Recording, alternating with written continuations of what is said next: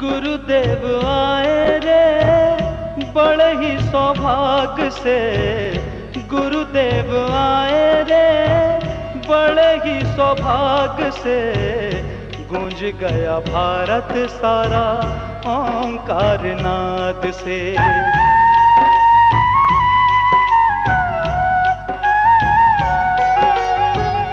गुरुदेव आए रे बड़े ही सौभाग्य से, गूंज गया भारत सारा ओंकार नाद से, गूंज गया भारत सारा ओंकार नाद से।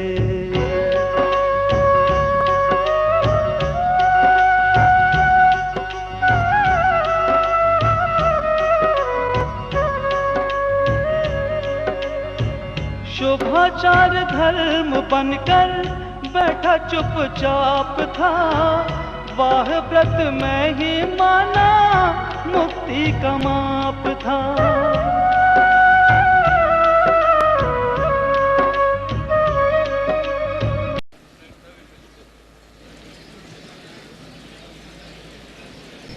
चित् स्वभावाय भावाय सर्वभावांतरच्छिदे, प्रगटे निज अनुभव करे, सत्ता चेतन रूप, सब ज्ञाता लखी के नमो, समय सार सब भोग, निज स्वरूप को परम रस, जा में भरो अपार, वन्नो परमानंदमय, समय सार अविकार, अनंत धर्मणास्तत्वं पश्यन्ति प्रत्यगात्मनः, अनेकांतमयी मूर्ति नित्यमेव प्रकाशताम्। देखिए रोड पर जो भाई बहन खड़े हैं, उन्होंने भाइयों को बैठने की जगह ना हो तो कृपया मंच हमारा बहुत लंबा चौड़ा है, आप यहाँ आकर अब अवश्य लाभ लीजिए। आइए, जो भी रोड पर खड़े हैं आइए, संकोच बिना। आप 2 मिनट खड़े रहने के फिर बाद चले जाएंगे तो अंतराय का दोष हमें लगेगा, इसलिए हम आपसे अनुरोध करते हैं कि आप यहाँ शांतिपूर्वक प्रवचन सुनें। ये समय सार ग्रंथादिराज है, आचार्य कुंद देव द्वारा रचित पंचम काल के एक आश्चर्यजनक अद्भुत आचार्य हुए हैं। हुए न हैं न होएंगे मुनीन्द्र कुंद से, और वही सूक्ति लागू होती है उनके टीकाकार पर कि अमृतचंद्र जैसे टीकाकार न तो हुए हैं न हैं और न होंगे, और वही युक्ति लागू होती है उनके प्रवचनकार पर, गुरुदेव श्री कांजी स्वामी पर, कि जिन्होंने इन कुंद के मर्म को, अमृत चंद्राचार्य के मर्म को, पंडित जयचंद जी के मर्म को, इन तीनों को संयुक्त रूप से ऐसा उद्घाटित किया कि अब कुछ उद्घाटन करने को किसी को बाकी कुछ रहा नहीं, अब तो केवल उसका हृदयंगम करो और आनंद भोगो, इसके सिवाय कुछ भी आगे करने जैसा नहीं, और है तो इसी की पुष्टि करने लायक है, अन्य कुछ भी करने लायक नहीं। इतना तो माल अपन को सब मिल गया।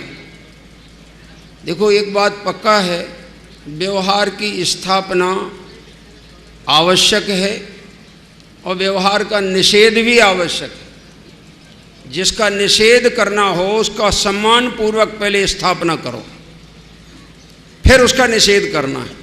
तो टोडामल जी की भी ये शैली रही। किसी ने प्रश्न किया और तो पंडित जी पहले जवाब देते, भाई तूने कहा सो तो सत्य है, परंतु फिर समझाते परंतु में सब कुछ। तुमने जो भी व्यवहार की स्थापना की है वो तो सत्य है, परंतु ये परंतु क्या है कि परंतु तुम बाहर के विकल्पों में कितने उलझते रहना। ज्ञान स्वभाव में जब तक नहीं आओगे असली आनंद की प्राप्ति तुम्हें ना तो आज तक हुई है, ना है और ना होगी। तो तुम्हें सहारा तो उसका ही लेना पड़ेगा। और आज यहाँ जितने बैठे हैं वे सब ज्ञानी बैठे में, और जो चर्चा यहाँ चलने वाली है वो सब ज्ञान की चलने वाली है। ज्ञान की माने अपनी चलने वाली है, दूसरे की नहीं चलने वाली। यहाँ प्रसिद्धि भी कराई जाएगी सबकी, लेकिन किसकी? अपने निजात्मा की प्रसिद्धि की जाएगी, आत्मख्याति आत्मा की प्रसिद्धि की जाएगी। यहाँ संयोगी विकारी भावों की प्रसिद्धि नहीं होगी। अरे हम उन भावों को भी निषेध करेंगे जिन भावों से तीर्थंकर प्रकृति बनती है।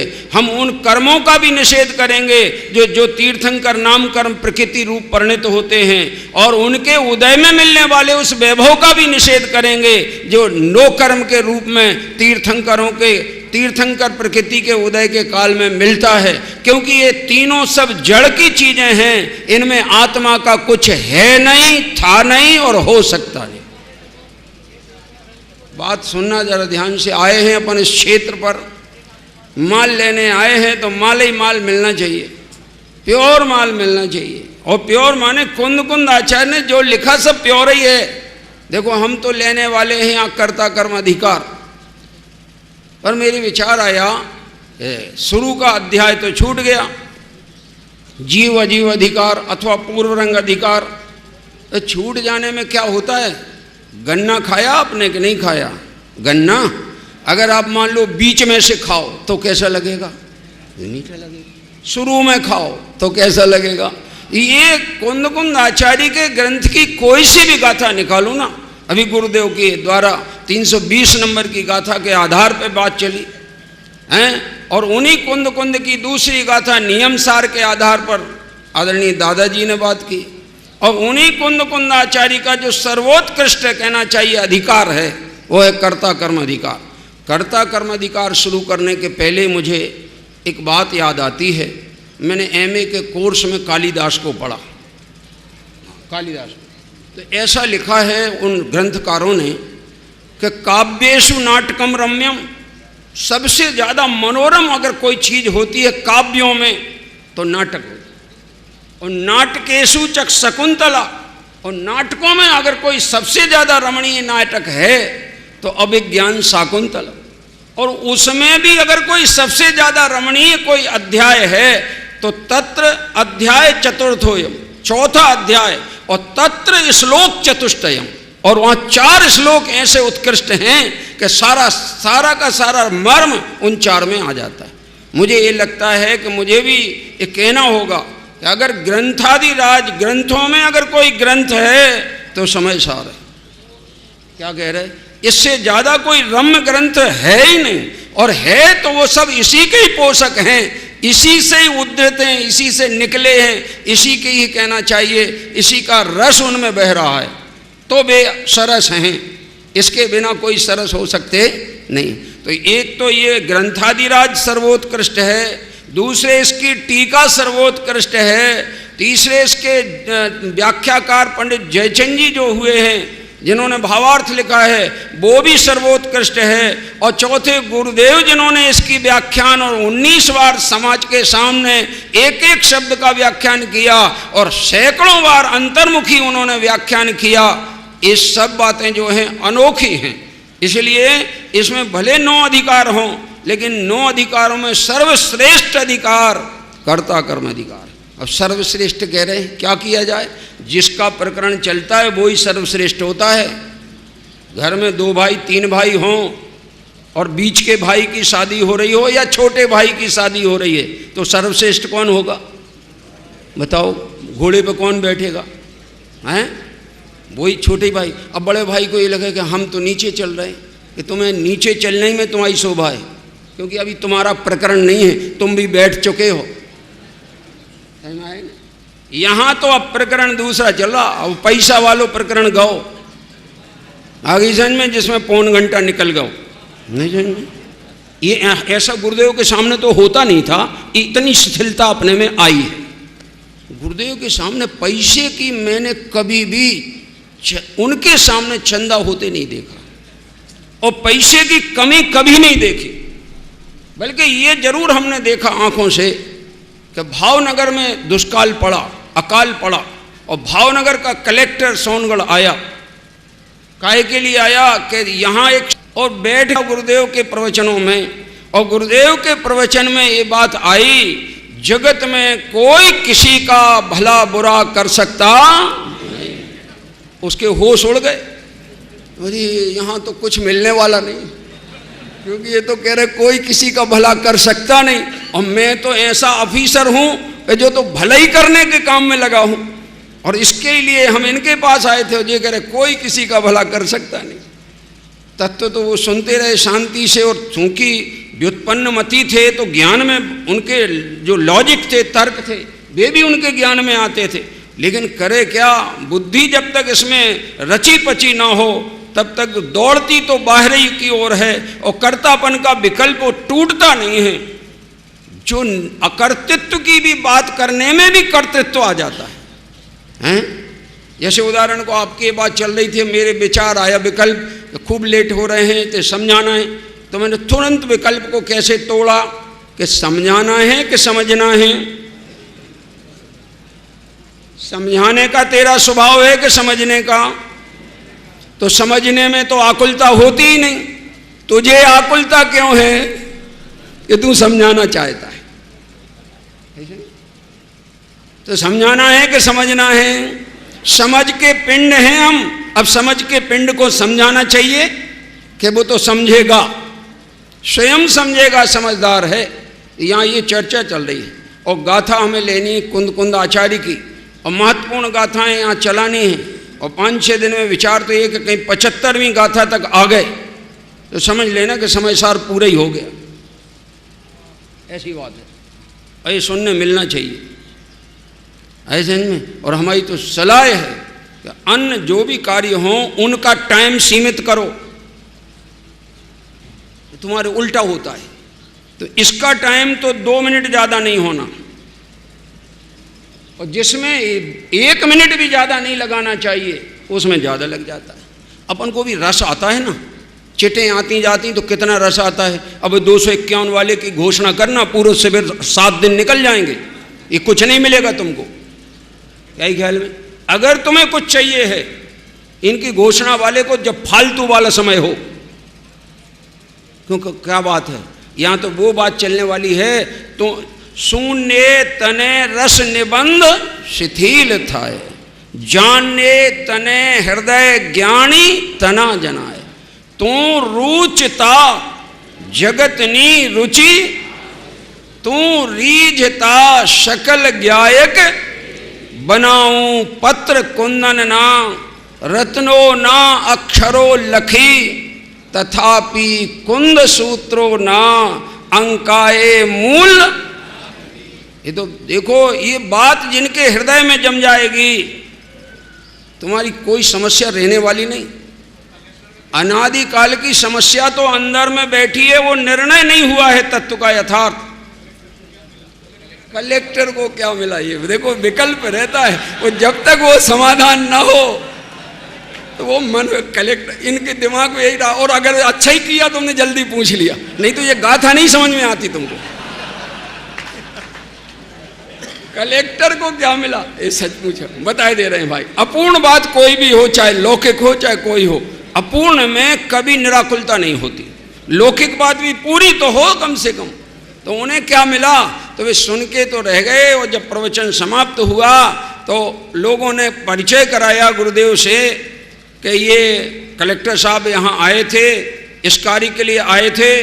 तो गुरुदेव ने कहा इसमें क्या है, अरे ज्ञानी जीवों को सब प्राणियों के प्रति दया भाव है, ज्ञानी कोई किसी के प्रति क्रूरता का परिणाम करता ही नहीं। और ऐसे समय में ज्ञानी का जो अंतर सामर्थ्य है वो छिपी रहे, ऐसा हो सकता। और उसको लाखों रुपया इकट्ठे हुए तत्काल, और वो उनको लाखों का दान दिया गया।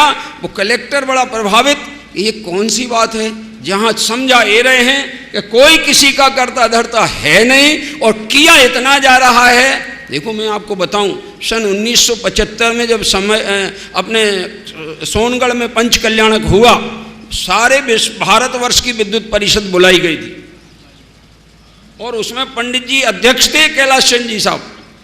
और अध्यक्षीय भाषण में उन्होंने कहा कि तुम लोग ये कहते हो कि कोई किसी को समझा नहीं सकता और समझाए चले जा रहे हो, 8-8 दिन की क्लासें लगाते हो, 10-10 घंटे समझाते हो और क्या कहते हो, कोई किसी को समझा नहीं सकता है? और कहते हो कि व्यवहार है व्यवहार है, और दिन भर डटे रहते हो व्यवहार ही व्यवहार में। धर्म का व्यवहार चल रहा है कि पाप चल रहा है? यहाँ पर क्या चल रहा है? धर्म व्यवहार। तो फिर उसका जवाब डॉक्टर साहब ने दिया, बहुत बढ़िया जवाब दिया कि हम यही तो 10-10 दिन समझाते हैं और 10-10 घंटे समझाते हैं कि कोई किसी का करता धरता नहीं, और तब तक समझाते रहेंगे जब तक तुम कर्तव्य छोड़ के स्वभाव में मग्न नहीं हो जाओगे, तब तक तुम्हें समझाया जाए। इसलिए ये समझाते हैं। और व्यवहार की बात कह रहे हो, व्यवहार को हे कहते हो, हे तो कहते हैं पर व्यवहार भूमिका अनुसार आए बिना रहता नहीं। बोलो, आपकी कन्या उपादेय है कि हे है? पुत्र उपादेय हो सकता है, मैं उपादेय माने घर में रह सकेगा, अपने घर की संपत्ति ऐसा भी कहते हैं, घर का धन कहते हैं, और पुत्री को पराया धन। तो घर में रखोगे कि निकालोगे बाहर? बोलो ना जरा, घर से बाहर निकालोगे। अब बाहर निकालते काल में रोना आएगा कि नहीं आएगा? पर निकालने में दुख है कि सुख है? क्या है? दुख है। देखो क्या कह रहे हैं, गजब बात है। कोई दयालु अगर तुम्हारा दामाद होवे कि मत रो भाई, मैं नहीं ले जाता तुम्हारी पुत्री को, हमारे पीछे तुम क्यों रो रहे? तो कहो तुम और रोओगे कि तुम तो ले जाओ, हम तो रो रहे हैं, तो बस तुम्हारे ले जाने तक के लिए रो रहे हैं, बाद में तुम रोना जिंदगी भर। क्या कह रहे? क्यों? क्योंकि राग जहां भी होगा वहां रोने के सिवाय कुछ हो सकता नहीं। या नाचोगे या रोओगे, ये दोनों काम राग के हैं। चाहे शुभ राग हो और चाहे अशुभ राग हो तो दुकान पे नाचते हो, शुभ राग हो तो भगवान के सामने नाचते हो। और जिन्हें राग नहीं है वे तो कैसे हैं? सकल गे अज्ञायक तदपि निजानंद रसलीन, सो जिनेन्द्र जयवंत नित अरिरज रहस विहीन, निर्खत जिन चंद्र वदन स्वपद सुरुचि आई। अरे दर्शन मात्र से निज पद की रुचि जाग जाती है, निज पद का ज्ञान हो जाता है, निज पद का भान हो जाता है, दृष्टि अंतर्मुखी हो जाती है और आत्मा का अनुभव प्रकट होता है। पीवत पीयूष ज्यों रोग जाए त्यों तुम अनुभवते, तुम्हारे स्वभाव जैसे निस्वभाव का अनुभव करने पर भव का अभाव हो जाता है। इसलिए तो महान बात चल रही है। अब गाथाएं चालू कर रहा हूं, देखिए जरा ध्यान से। कर्ता कर्म अधिकार, आचार्य कुंद कुंद देव का एक अनोखी रचना, और अनोखी रचना में भी ये अधिकार अनोखा। कर्ता कर्म विभाव को मैटि ज्ञानमय होय, कर्म नासि शिव में बसे तिन नमो मद खोय। कर्ता कर्म विभाव को मैटि ज्ञानमय होय। जो कर्ता कर्म की बुद्धि है वो जब तक नहीं मिटती है तब तक ज्ञानमय नहीं हो सकता है, अथवा जब तक ज्ञानमय नहीं होगा, ज्ञानानुभूति प्रकट नहीं होगी, ज्ञान स्वभाव का आश्रय नहीं लेगा, अनुभव नहीं करेगा, तेरे विकल्प मिटेंगे नहीं। जब तक विकल्प रहेगा तब तक कर्ता कर्म की बुद्धि चलेगी, और जब विकल्प मिट जाएंगे कर्ता कर्म की बुद्धि मिट जाएगी। मगर तुम्हें विकल्प मिटाना नहीं है, कर्ता कर्म की बुद्धि को नहीं मिटाना है, तुम्हें तुम्हारे स्वभाव में कर्तृत्व है नहीं, उस स्वभाव में डुबकी लगाना है। वह उस स्वभाव का आलम्बन किया, उस स्वभाव में डुबकी लगाई, उस स्वभाव में उपयोग को तन्मय किया, बाहर में कर्तृत्व के विकल्प कहाँ से रहेंगे? कुछ रहने ही वाला नहीं। लेकिन देखो, आप अपन ने सवेरे से व्यवहार की पहले स्थापना की, पहले विधान, सिद्ध भगवंतों का विधान किया। अब आप विचार करो, विधान, आप विधान में सब शामिल हुए कि नहीं? अपन सब जन शामिल हुए ना? क्या किया आपने विधान में? क्या क्या काम किया? वहां विधान में तुम अकेले थे कि 4 जन शामिल थे? मालूम 4 कौन से? शरीर, वाणी, मन के विकल्प और आत्मा का ज्ञान। कितने थे शामिल? 4। अब देखिए, शरीर में क्रिया हुई, वाणी की क्रिया हुई, वचन के, मन के विकल्प हुए, और इन सब का ज्ञान हुआ विधान में। तो तुम काहे के करता हो? शरीर की क्रिया के करता हो, कि वाणी की क्रिया के करता हो, कि राग की क्रिया के करता हो, कि इन सब क्रियाओं के ज्ञाता हो? ऐसा नहीं। अब क्रियाओं के तो ज्ञाता हो तो जे तो पर के ज्ञाता कहलाए। किसके ज्ञाता कहलाए? क्योंकि वे क्रियाएं किसकी हैं? स्वाकी के पर की। और उसके तुम हो ज्ञाता, तो किसके ज्ञाता हुआ? पर के ज्ञाता हुए। तो पर को जानने वाले को जाना कि नहीं जाना? उसको भी जाना। तो तुम पर के ज्ञाता हो तो भले जान जाओ, मगर पर में ना तो तुम्हारा ज्ञान है और ना तुम्हारा सुख है। तुम्हारे में तुम्हारा ज्ञान भी है और सुख भी है। तो पर को जान के पर को जानते रहना, कि पर को जान के अपने में आ जाना। तो अपने में आओगे तो वो जो पर का जानने वाला विकल्प है वो तो तिरोभाव हो जाएगा, और स्वभाव में आते ही साथ सामान्य स्वभाव का आविर्भाव हो जाएगा, आत्मा की अनुभूति ही प्रकट हो जाएगी। यही विधि अपनाई इन्होंने। करता कर्म विभाव को मैटी ज्ञानमय होय, कर्म नासी शिव में बसे तिमें नमो मद को। माने जो मोक्ष में बस गए हैं वे कौन? जिन्होंने कर्तृत्व का अभाव किया, ज्ञान स्वभाव में स्थिर हुए, उन्होंने ही मुक्त दशा पाई। और ऐसे मुक्त दशा पाने वालों को मैं अपना मद खोकर, क्योंकि नमस्कार मद को खोए बिना होता ही नहीं। मद वाला व्यक्ति नमस्कार करता नहीं, योग्य को नमस्कार करता नहीं। समझ में आए कि नहीं? यूं तो अयोग्य को ज्ञानी भी नमस्कार नहीं करते, क्योंकि अयोग्य को नमस्कार करे तो भी उतना ही अज्ञानी है, और योग्य को नमस्कार ना करे तो भी उतना ही अज्ञानी है। दोनों ही प्रकार से अज्ञानी। योग्य सच्चे देवशास्त्र गुरु हैं, उनके प्रति तुम्हारा भक्ति का भाव नहीं आया तो अज्ञानी है। और को गुरु को देव को धर्म तो कोई नमन योग्य है नहीं, और वहां तुम सिर झुकाते हो तो भी अज्ञानी। और इनमें अंतर इतना है कि अगर को गुरु को देव को धर्म के आश्रय से तुम नमन करते हो और इसमें लगते हो तो गीत मिथ्यात्व की पुष्टि होती। क्या ही ख्याल में?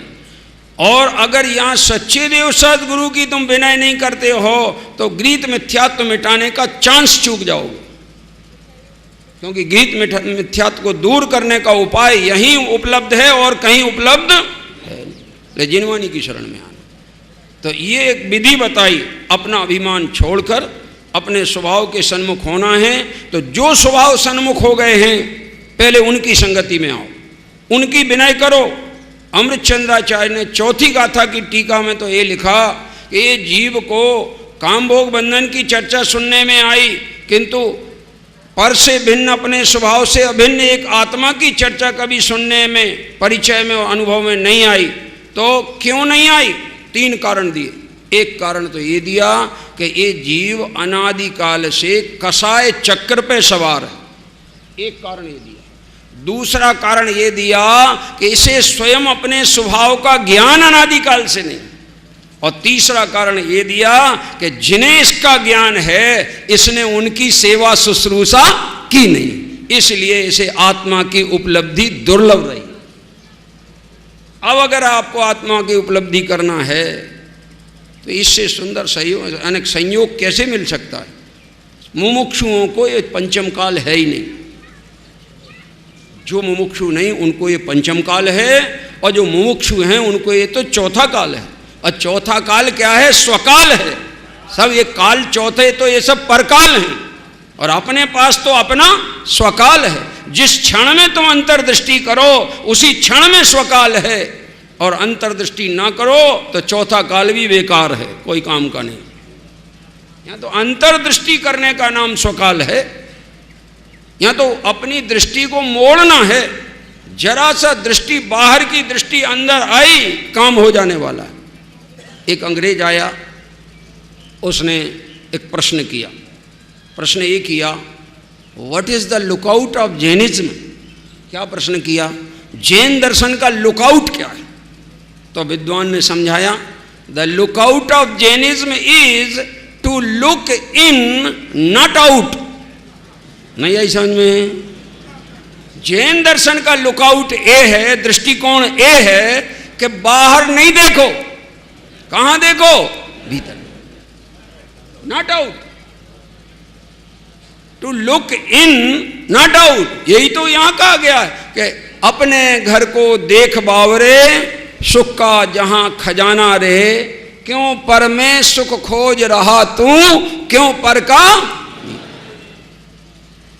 यहां तो सब जितनी खोज कराई जाएगी अंदर, क्योंकि तुमने और तो सारा जगत छान लिया है।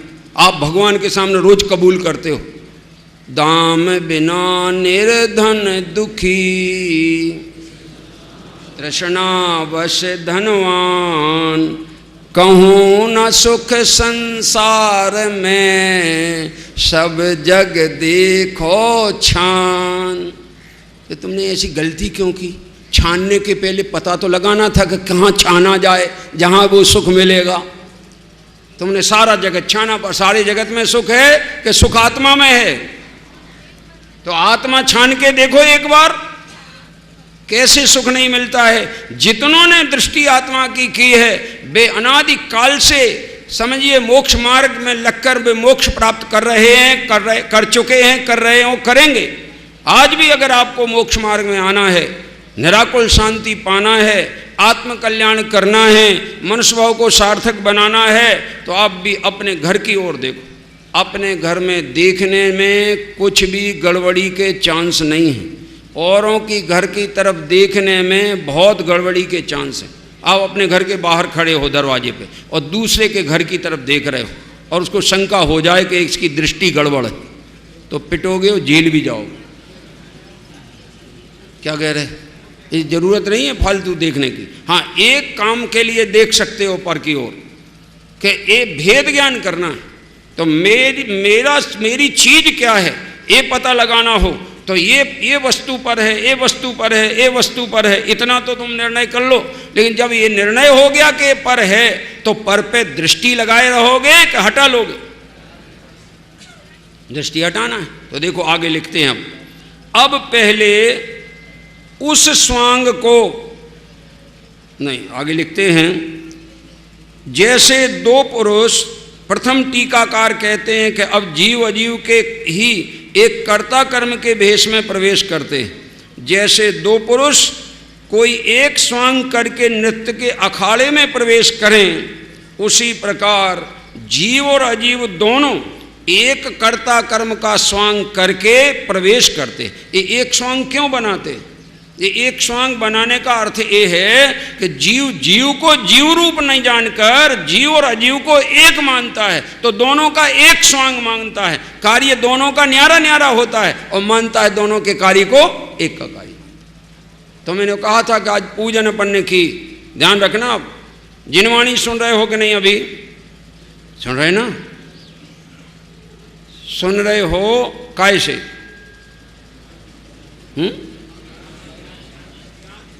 ज्ञान से सुन रहे हो। कि कान से सुन रहे हो? कि कान से भी सुन रहे हो, ज्ञान से भी सुन रहे हैं। हमें कुछ और बताना है, क्योंकि जब तक तुम कान से जिनवाणी सुनते रहोगे तुम्हारा मिथ्यात्व जाएगा नहीं। तो क्या काय से सुने? जिनवाणी तो सुनने का विकल्प है, राग है। और जो कर्णेंद्री के अधीन जो ज्ञान का क्षोभसम है, जिसको भावेंद्री कहते हैं, वो विषयों को ग्रहण करती है द्रव्य इंद्री के निमित्त से। तो विषय है वो भी इंद्री कहलाता है, द्रव्य इंद्रिय है वो भी इंद्री कहलाता है, और जो ज्ञान इंद्रियाधीन वर्तता है वो ज्ञान भी इंद्री कहलाता है। और तीनों से भिन्न हटकर जब स्वभाव में आता है तो अतीन्द्रिय कहलाता है। तो ये जो तीन काम हो रहे हैं, सुन रहे हो, ये तो व्यवहार में कहने में आएगा। वो व्यवहार भी कौन सा है? अनुपचरित असद्भूत व्यवहार। न ऐसे आप जिनवाणी सुन रहे हो, परमार्थ से विचार किया जाए तो सुनना ये मेरा काम नहीं है, जानना ये मेरा काम है। बोलो क्या काम है? जानना। शब्द को ग्रहण करना ज्ञान का काम नहीं है, शब्द के भाव को जान लेना ज्ञान का काम है। इसलिए शब्द शब्द में रहता है, ज्ञान आगे तो सर्वशुद्ध अधिकार में गाथा आएगी, रे शास्त्र है नहीं ज्ञान, क्योंकि शास्त्र कुछ जाने नहीं, इस हेतु से है शास्त्र अन्न अरु ज्ञान अन्न प्रभु कहें। सोनगढ़ कहता है ऐसा नहीं हो, कुंद कुंद कहते हैं ऐसा भी नहीं, प्रभु कहें। ये सारी बात तो किसकी है? धीरेन्द्र भगवान की। अभी दादा कह रहे थे ना, ये तो कुंद कुंद को तो अपन निकटवर्ती देख के आरोप करते हैं, गुरुदेव को तो निकटवर्ती देख के आरोप करते हैं। मूल माल तो किसका है? तीर्थंकरों का। तीर्थंकर की ध्वनि गणधर ने सुनी, अंग रचे चुनी ज्ञानमयी, सो जिनवर वाणी शिव सुखदानी, त्रिभुवन मानी पूज। और हम एक बात और कहना चाहते, तीर्थंकर की भी नहीं। क्या कह रहे हैं? क्योंकि तीर्थंकर की कहना भी व्यवहार है। ये तो जो चीज वाणी में जो प्रकाशित हो रहा है, ये वस्तु स्वरूप की वाणी, वस्तु स्वरूप को प्रकाशन करने वाली है। और वस्तु स्वरूप केवल ज्ञानी के ज्ञान में झलकता है, और केवल ज्ञानी के भव्य जीवों के निमित्त से दिव्य ध्वनि होती है। तो जैसे ज्ञान में झलकती वस्तु है, वैसा दिव्य ध्वनि में भी सहज आता है, मगर कोई किसी का करता धरता। गजब बात है, सारा काम सहज होता है। होता सहज स्वयं परिणाम, मैं पर का करता कहना। एक सहज होता है सारा काम, पर का तो कोई करता है नहीं। एक कर्तृत्व बुद्धि निकल जाए तो इतनी निराकुलता है कि जिसकी कोई आप कल्पना नहीं कर सकते।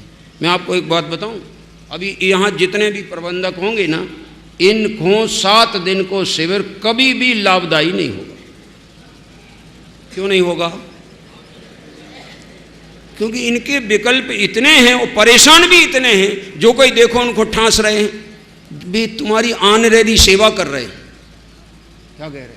24 घंटे तुम्हारी सुविधा जुटा रहे, और वही बेचारे डांट डपट सुन रहे हैं और तत्व से वंचित हो पा रहे हैं। सलमान, ये गजब है बात। कर्ता बुद्धि व्यवस्थापक बन जाओ या मैनेजर बन जाओ या किसी के कोई चीज के वो बन जाओ, माने अब डूबने वाले हो। जितने जल्दी विकल्प छोड़ दो उतने जल्दी कल्याण का मार्ग मिल जाएगा। पद पे रहते हुए मरने वालों की सदगति नहीं होती। ये सुन लो, नहीं है क्या? फिर से समझाई दे रहे हैं। पद पे रहकर मरने वालों की सदगति नहीं। चक्रवर्ती पद पे मरे, कहां जाएगा? क्या कह रहे? और पद को छोड़ के मरे तो गारंटी से या स्वर्ग जाएगा या मोक्ष जाएगा। और ये मरते तक भी पद नहीं छोड़ना चाहता। और वो भी पद, और पद कौन सा? पर पद निज पद मान मगन भय पर परिणति लिपटाए, शुद्ध बुद्ध सुख कंद मनोहर आत्म गुण नहीं गाए, हम तो कबहु न निज घर। देखो भाई, कल रात में जब चर्चा हुई सम्यक दर्शन की तो वर्षा हो गई है, और ठंडक भी बहुत आ गई।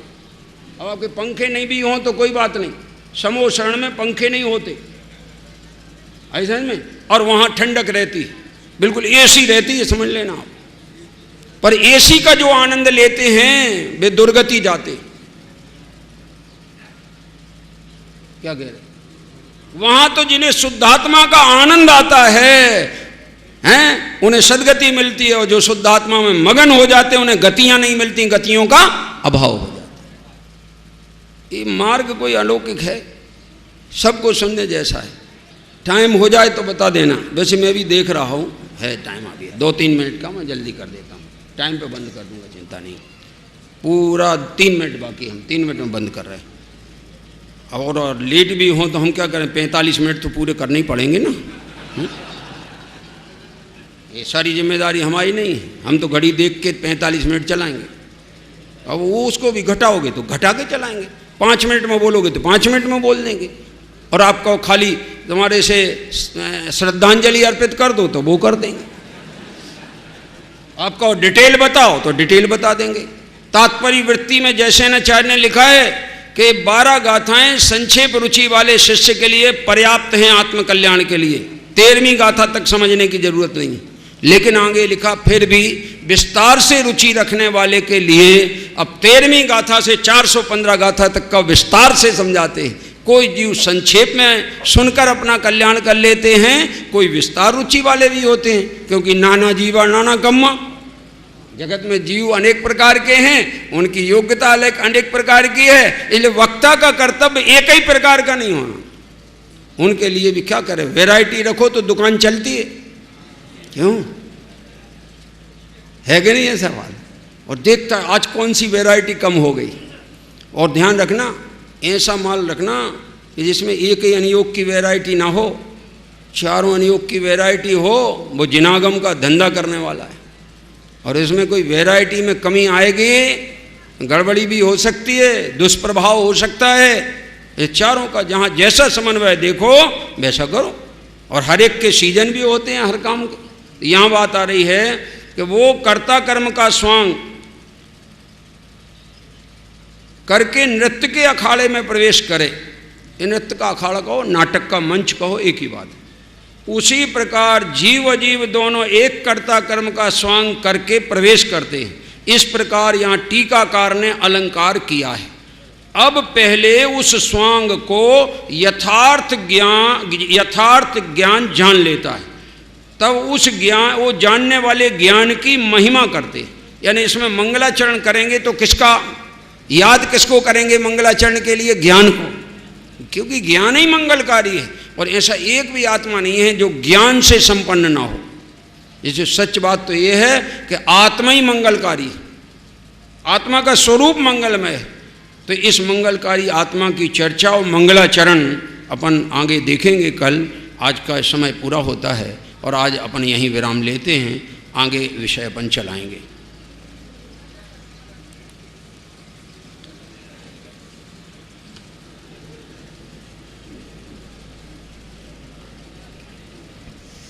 हेलो, अभी हमने आदरणीय डॉक्टर उत्तम चंद जी साहब शिवनी द्वारा शुद्धात्म तत्व की अद्भुत चर्चा सुनी। अब यहाँ पर बाल ब्रह्मचारी सुमत प्रकाश जी की 5 समवाय पर कक्षा प्रारंभ हो रही है।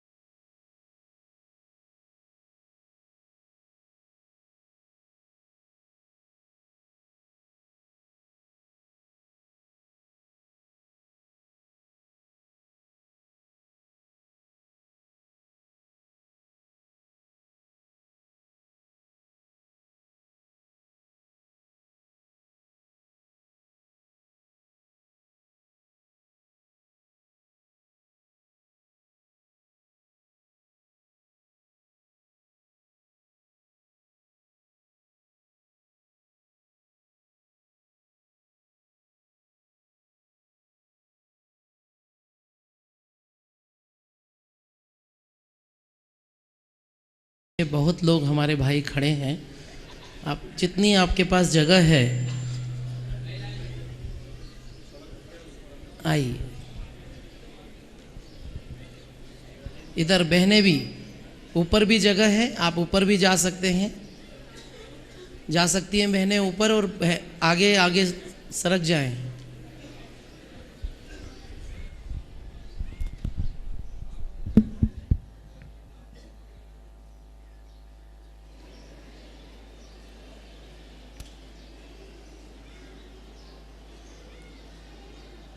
वंदितु सब सिद्धि ध्रुवमचलमणोवं गतिं पते बोच्छामि समय पाहुडु निर्मोषुदिकेवली वणिदं नमः समय साराय स्वानुभूत्या चकासते चित्त स्वभावाय भावाय सर्वभावांतरच्छिदे प्रगटे निज अनुभव करे सत्ता चेतन रूप सब ज्ञाता लखी के नमो समय सार सब वो निज स्वरूप को परम रस जामें भरो अपार वंदो परमानंदमय समय सार अविकार अनंत धर्मणास्तत्वं पश्यन्ति प्रत्यगात्मनः अनेकांतमयी मूर्ति नित्यमेव प्रकाशताम्। ये समय सारजी ग्रंथादिराज है। इसका कर्ता कर्म अधिकार अपन ने प्रारंभ किया है। आज बात तो बहुत सुंदर आ चुकी है नियम सार में, जिसमें कारण समय सार और कार्य समय सार में कोई अंतर नहीं देखना, ये उनका मूल आज का प्रयोजन था। अपन ने जो भजन गाया वो भजन में तो ये कहा अपन ने कि जग के उन सब मुनि राजों को मेरा नम्र प्रणाम है। किनको? जो सिद्धों की श्रेणी में आने वाले। और आप लोग देखो कितने भाग्यशाली, नियम सार में जो कुंद कुंदाचार्य ने घोषणा की और उसमें जो पद्म प्रमलदारी देव ने घोषणा की, उन्होंने ये कहा कि तुम सिद्धों की श्रेणी में आने वालों वाली बात नहीं है, तुम तो सिद्ध बैठे ही हो। बस ये कहा, ख्याल में आएगी। आने वाली बात तो पर्याय दृष्टि की है, वो भी है, वो भी यथार्थ है, अपनी जगह पे ठीक है, लेकिन यहाँ प्रकरण थोड़ा दूसरा हो रहा है चालू।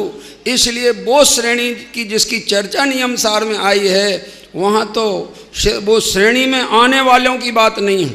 यहाँ तो उस श्रेणी में तुम विराजमान हो, उस शुद्धात्मा को मैं और संसारी आत्मा में कोई अंतर मत देखो।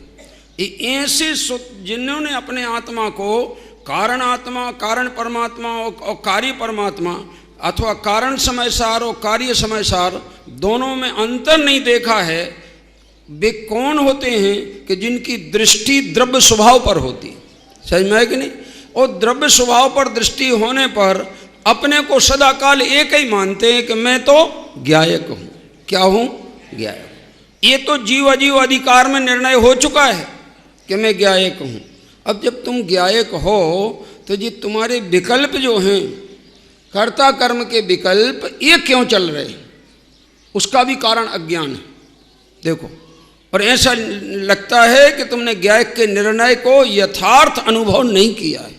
अगर ज्ञायक का निर्णय यथार्थ अनुभव में आवे तो उसके कर्ता कर्म के विकल्प नहीं होते। विकल्प तो होते हैं पर उनमें कर्तृत्व बुद्धि नहीं होती।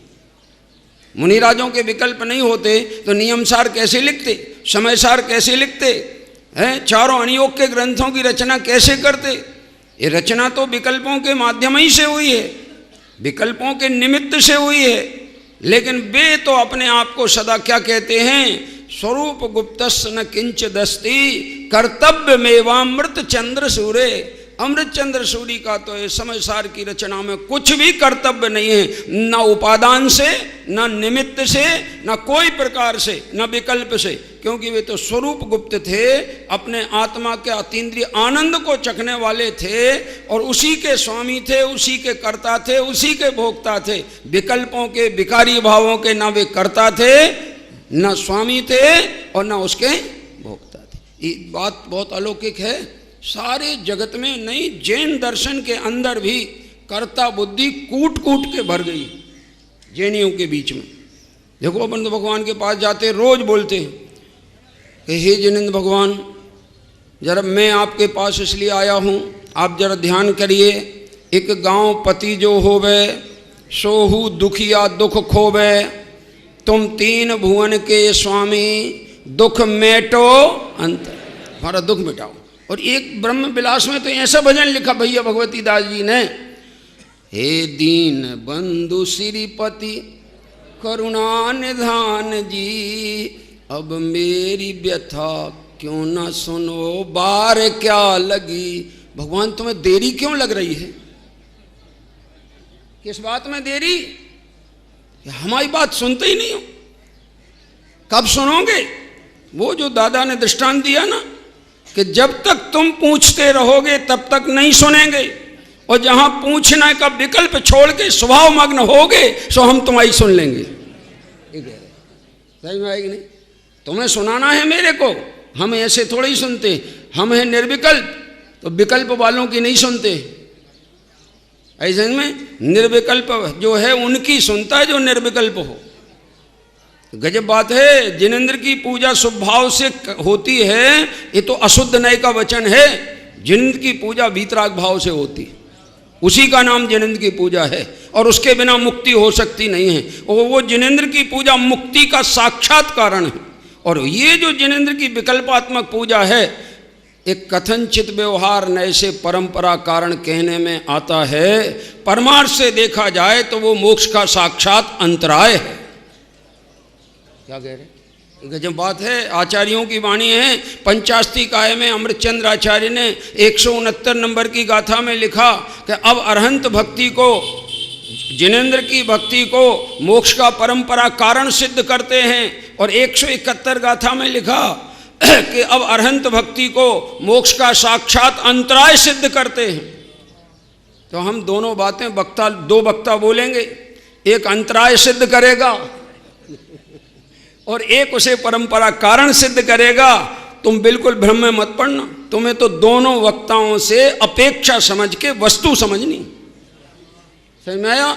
और ये भ्रांति भी नहीं करना कि यार जे गलत है कि जे गलत है। आचार्य गलत है नहीं, आचार्यों के दृष्टिकोण कोई गलत नहीं है। हर दृष्टिकोण को जो यथार्थ नहीं समझता, वो चाहे निश्चय हो चाहे व्यवहार हो, वो सब गलत है। तो अपनी बात चलती है कर्ता कर्म की। कल यहाँ तक आए थे और मंगलाचरण करना बाकी रह गया था। अब मंगलाचरण पढ़ते हैं इसका। एका कर्ता चिद में कर्म कोपादयोमी इत्यज्ञानां समयदभिता कर्ति कर्म प्रवृत्तिं ज्ञान ज्योतिस्फुरति परमोदात्मत्यंत धीरम साक्षात कुर्वन् निरुपदि पृथक द्रव्य निर्भासी विश्वम। देखो गजब बात है। इसमें ज्ञान की महिमा दिखाने और ज्ञान का मंगलाचरण करना था, तो ज्ञान में तो धीरता होती है, ज्ञान में तो कहना चाहिए बिल्कुल शांतपना होता है, उद्धतपना नहीं होता है। इसलिए इसका जो छंद लिखा गया है वो छंद भी मंद्राकांता छंद है। कौन सा छंद है? मंद्राकांता। नदी जब पहाड़ी जगह में बहती है तो बहुत तेजी से बहती है, और जब बिल्कुल जमीन सपाट जमीन में जब नदी बहती है तो बिल्कुल मंद गति से बहती है। ऐसा में जब अपना उपयोग ज्ञान स्वभाव में बहता है तो बिल्कुल मंद्राकांता छंद में उसकी अनुभूति छा जाती है। समझ में आया? और जब कोई उद्धतपने की बात हो वह तो वीर रस आ जाता है। ऐसे सब प्रकार के नवरसों का प्रयोग समय सार में अमृतचंद्राचार्य ने किया है। समझ में आया कि नहीं? जहाँ पुरुषार्थ जगाने की बात आती है वहाँ शार्दूल विक्रीडित छंद में बात करती। जैसे सिंह क्रीड़ा करे तो उसमें कोई बाधा नहीं पहुँचा सकता, ऐसे भगवान आत्मा में अगर कोई क्रीड़ा करना चाहे तो ना पंचम काल बाधा पहुंचा सकता, ना तुम्हें पर्याय बाधा पहुंचा सकती, ना नाम बाधा पहुंचा सकता, बाहर का कोई निमित्त बाधक बन सकता ही नहीं। स्वभाव की दृष्टि होते ही साथ ये सारी बाहर की चीजें बाहर रह जाती हैं और तुम भीतर प्रवेश कर जाते हो। ख्याल में, ये भीतर प्रवेश उनका ही होगा जिनके कर्ता कर्म की बुद्धि समन होगी। तो देखो यहाँ मंगलाचरण में अब पढ़ते एक एक शब्द का विचार करते अपन। एक कहा कर्ता, एक मैं आत्मा। अब देखो मैं भी कौन, देखा ना, चित अहम इह। इह माने इस जगत में, अहम माने मैं। कैसा हूं मैं? चित, चैतन्यमय मैं हूं, ऐसा एक, और वो भी एक हूं। तो चैतन्यमय एक कहो कि ज्ञायक एक कहो, एक ही बात है। मैं एक चैतन्यमय आत्मा इस जगत में तो कौन हूं? कर्ता। कौन हूं? मैं करता हूं। अच्छा, तुम करता हो तो तुम्हारा कर्म कौन है? तो लिखा मैं कर्म, मेरा कर्म। मैं कर्म माने मेरा कर्म कोपादयोमि। ये जो क्रोधादि विकारी भाव हैं ये मेरे कर्म हैं और मैं इनका करता हूं। इति अज्ञानाम, ये तो क्या है? अज्ञान है कि विकारी भाव के तुम करता हो और बेविकारी भाव तुम्हारे कर्म हैं, ये अज्ञान है। समझ लो अब जरा, जब 16 कारण पूजन करते हो और वो पूजन में ये शब्द आता है कि दर्श विशुद्ध भावना भाय, 16 तीर्थंकर पद पाए, परम गुरु होए, जय जय नाथ। तो 16 कारण तीर्थंकर भावना पूजन करने में जो शुभराग हुआ है, वो शुभराग का कर्ता कौन? चैतन्य आत्मा के अज्ञानी, और अज्ञान उसका कर्ता। ये जो बात है, अज्ञानी के होता है ये नहीं कह रहे हैं, ज्ञानी के ही होता है। लेकिन वो ज्ञानी के होता है, वहां ज्ञानी को कर्तृत्व नहीं होता है। और अज्ञानी सोचे कि 16 कारण पूजन से हमको तीर्थंकर प्रकृति बन जाएगी, तो लक्ष्य भ्रष्ट हो गया है। लक्ष्य भ्रष्ट हो गया है। तीर्थंकर प्रकृति बड़ी महिमा वाली चीज है ही नहीं, क्योंकि यहाँ उससे अनंत गुनी महिमा वाली चीज की चर्चा चल रही है। और सच्ची बात कहें तो तीर्थंकर नाम कर्म जो प्रकृति है वो द्रव्य कर्म है, और उसके उदय में जो वैभव मिलता है वो नो कर्म है। और जिन परिणामों से वो प्रकृति बंधती है वो भाव कर्म है। और मैं भगवान आत्मा अनादि अनंत द्रव्य कर्म, नो कर्म, भाव कर्म से रहित हूं, इसलिए मुझे वो तीर्थंकर प्रकृति नहीं चाहिए और उसकी मुझे महिमा नहीं है। आगे समझिए, अन्यथा तुम्हें तीर्थंकर बनने की तो दूर सम्यक दर्शन भी नहीं होगा। क्या कह रहे? इसको समझना पड़ेगा बात को, जैसी है वैसी, बिल्कुल शांति से समझना। अगर तुम्हें भ्रांतियां बैठ गई हों तो नम्र भाव से जिनवाणी की बात को सुनकर, जिनवाणी से मिलान करके, आचार्य परंपरा से मिलान करके, हेतुओं से, तर्कों से, युक्ति से मिलान करके, अपने अनुभव से मिलान करके और अपनी उल्टी मान्यता का समन करना। वो मान्यता समन हुए बिना अपने को सच्चा मार्ग मिलने वाला नहीं है। तो देखो फिर वापस आ रहे हैं, मैं एक यह चैतन्य आत्मा तो करता हूं इस जगत में। क्या कह रहे? यह माने इस जगत में, अहम में, चित माने चैतन्य आत्मा, एको माने एक अकेला करता, मैं करता हूं। अब करता हो तो तुम्हारा कर्म कौन है? तो कह मैं माने मेरे कर्म। मेरे कर्म कौन है? कोपादयोमि। ये जो क्रोधादि विकारी भाव हैं, ये एक शब्द में इतनी बातें कह दी। क्रोधादि में क्या क्या ले लिया कि असंख्यात प्रकार के जितने विकारी भाव होते हैं उन सबका एक शब्द में नाम है कोपादयोमि। जो असंख्यात प्रकार के, चाहे वे शुभ हों और चाहे वे अशुभ, ये सब भाव जो विकारी भाव हैं, मैं, ये मेरे कर्म हैं और मैं इनका करता हूं। इत्यज्ञानम, ये क्या है? ये अज्ञान है। हम मूल गाथा पे से समझा, मूल आने अमृतचंद्राचार्य के कलश पे से समझा रहे हैं। एक एक शब्द का अर्थ करते हुए आपके सामने बात रख रहे हैं।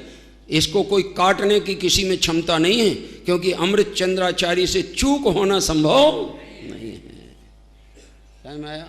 वो तो जो लिखेंगे वो सही लिखेंगे, और तुम्हें अगर चूक लग रही है तो तुम्हारी समझ में चूक है, उनमें कोई चूक हो सकती नहीं। समझ लो आप जरा, बहुत साफ बात है, हैं? इसलिए देखो आगे क्या कहते हैं, इत्यज्ञानाम समयत, ऐसे अज्ञान भाव को समन करता हुआ, समन माने शांत करता हुआ, मिटाता हुआ, अज्ञान अंधेरे को दूर करता हुआ, अभिता माने चारों तरफ से, अभिता माने चारों ओर से, कर्तृकर्म प्रवृत्तिम, जो कर्ता कर्म की प्रवृत्ति रूप जो अज्ञान है, उस अज्ञान को चारों तरफ से समन करता हुआ, कौन समन करता है? ज्ञान ज्योति। कौन समन करता है उस अज्ञान को? कर्ता कर्म का अज्ञान कौन मिटाने में समर्थ है? एक ज्ञान ज्योति समर्थ है, दूसरा कोई उसे मिटाने में समर्थ नहीं। देखो लिखा ना, ज्ञान ज्योति स्फुरति, वो ज्ञान ज्योति स्फुरायमान हो रही। अरे मंगलाचरण अकेला करने में कर्ता कर्म रूप अज्ञान जो है समाप्त हो जाए, तो मंगल स्वरूप अनादि अनंत आत्मा में ठहर जाए, तो विकार कैसे रह सकता है तुम्हारे साथ में? रह सकता ही नहीं, ऐसे में। और तुम्हें तो और रहे तो बाहर रहे, हमारे अनुभव में आ सकता नहीं। क्या कह रहे? कदाचित रहे, जितने काल तक रहे तो रहे, पर्याय में रहेगा।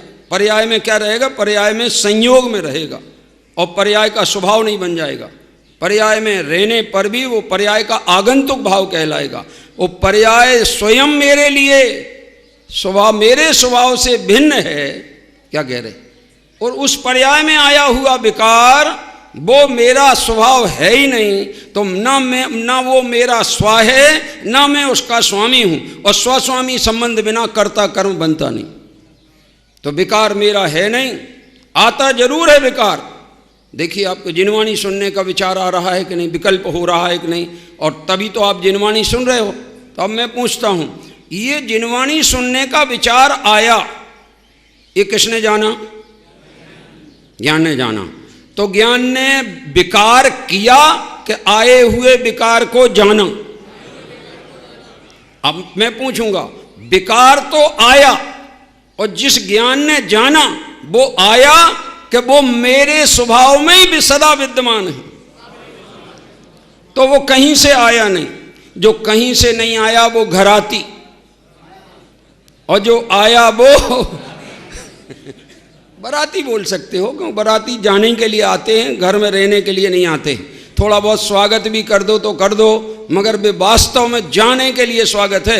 और एक बात ध्यान रखना, स्वागत उनका ही होता है जिन्हें मालूम हो कि हम जहां आए हैं वहां से जाना है, तो स्वागत होता है। अभी आपको अगर यहाँ ठहरने रूम भी मिल गए हों तो इसलिए दिए गए हैं कि 7 दिन के बाद खाली कर देना, ऐसे, क्योंकि तुम केवल इसमें रहने, थोड़े समय को रहने को आए हो। एक तुम्हारे हैं नहीं, इसके तुम स्वामी नहीं हो, और इसमें तुम कुछ गड़बड़ कर सकते।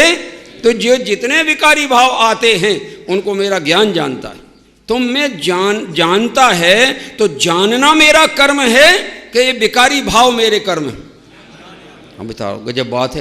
यहाँ तो शरीर की तो चर्चा ही नहीं रह गई, शरीर की क्रिया की तो बात ही नहीं है, जड़ की क्रिया की तो बात है ही नहीं, समाज की क्रिया की बात है नहीं, समाज के संगठन की बात है नहीं, विघटन की बात है नहीं, क्योंकि वो तो बहुत असद्भुत है, उसकी तो चर्चा यहाँ है ही नहीं। यहाँ तो उसकी बात कर रहे हैं जो तुम्हारी पर्याय में आते हैं और जाते हैं, उनकी बात कर रहे हैं। आने जाने वालों का भरोसा करना कि नहीं करना है? बोलो, कोई हैं भरोसे लायक आने जाने वाले? बिल्कुल नहीं। भरोसा उसका करो जो न आया है और न कहीं जाने वाला। प्रागेव, आज का जो कलश पढ़ा ना दादाजी ने, उसमें ये शब्द आया था, प्रागेव, पहले ही से शुद्ध बैठा हुआ है। उसमें अब हम किस नए से बताएं और भेद करें? तो मैंने कहा बताने की इसलिए जरूरत नहीं कि नए तो पहले ही बता दिया आपने, पहले ही से। पहले ही से का मतलब पर्याय पहले से नहीं होती है। पहले से कौन होता है? द्रव्य स्वभाव। तो पहले से कहने में द्रव्य दृष्टि हो गई। अब एक दृष्टि से जो बात चल रही है उसमें दूसरी दृष्टि मिलाई जा सकती है क्या? इसलिए उसमें भेद नहीं किए जाते, क्योंकि द्रव्य दृष्टि में भेद होते नहीं, और भेद हो तो वो द्रव्य दृष्टि हो सकती नहीं। समझ में आएगा नहीं? तो फिर वापस आ रहे हैं यहाँ पर। ज्ञान ज्योति स्फुरति, ऐसी ज्ञान ज्योति स्फुरायमान होती है, प्रकट होती है। और वो ज्ञान ज्योति प्रकट होती है, वो है कैसी ज्ञान ज्योति? परम उदात्त, परमोदात्त है। परम उदात्त है का मतलब ये कि वह किसी के अधीन नहीं है, स्वाधीन है, स्वाधीन है, वो परम उदात्त है। और दूसरा शब्द आया अत्यंत धीरम।